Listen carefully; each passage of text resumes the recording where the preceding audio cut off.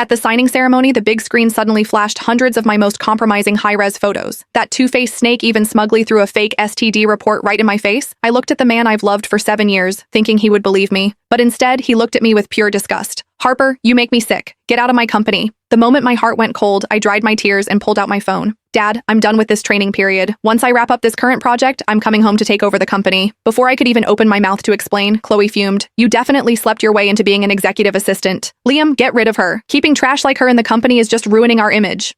Liam frowned, soothing her with a helpless tone. "Chloe, you've misunderstood.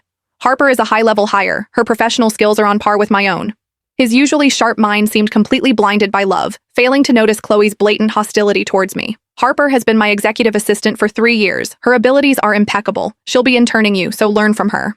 Chloe tilted her chin up, looking at me with disdain. "I graduated from a prestigious university. Which garbage school did she go to? Does she even qualify to teach me?" The air froze instantly, but she looked smug, thinking I was too scared to speak. It was Liam who finally broke the silence. "Harper has a PhD from MIT, Chloe. You should learn to be humble." Chloe's fair face flushed red, and she mumbled stubbornly, "Who knows if that's even true?" She shook Liam's arm, batting her eyelashes playfully. "Well, I'll have to keep an eye on her then, so she doesn't get a chance to tempt you." She saw herself as Cinderella from a fairy tale, and I was just the wicked sidekick, obstructing her love story. Liam rubbed his temples, looking at me with a mix of apology and a plea for help. I instantly understood. Solving my boss's problems was part of my job. I maintained my smile and said softly to Chloe, "Chloe, you've misunderstood. Mr. Davies and I have a strictly professional relationship. If you don't believe me, I can pull up our Snapchat history for you." Liam seized the moment to placate her. "Chloe, stop messing around. Go wait for me in the break room. I'll be there after I sign this contract." Only then did Chloe reluctantly allow herself to be persuaded, glaring fiercely at me before she left. Liam called out to me, his tone somewhat complex. "Thank you for dealing with this. Your salary will be doubled starting this month." As I stepped out of the office, Chloe gave me a disgusted look and declared loudly, "Harper, you need to change that trashy outfit. Dressed so indecently, who are you trying to seduce?" I looked down at my conservatively styled dress, utterly confused. Before I could even speak, she continued to accuse me. "Your chest is so big, and you deliberately wear curve-hugging clothes. You're probably just begging people to touch you." This dress was my standard client-ready outfit. It was nothing like the way she described it. Seeing that Chloe refused to back down, Liam sighed helplessly.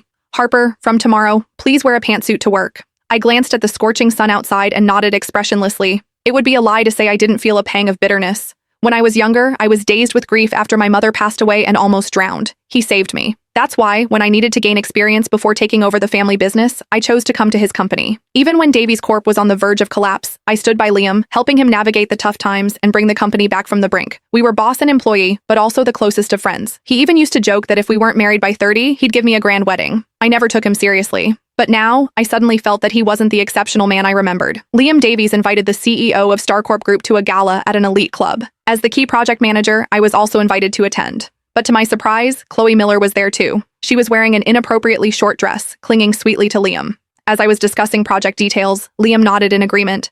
Chloe probably felt ignored, so she interjected with a syrupy sweet voice. "Harper is so impressive. She can help Liam close such a huge deal.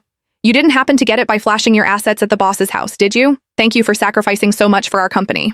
The moment she finished speaking, the private room fell silent. I calmly replied, "Chloe, you're joking. This project's progress is thanks to Mr. Davies and the other CEO's decisive judgment, as well as our team's professional proposal."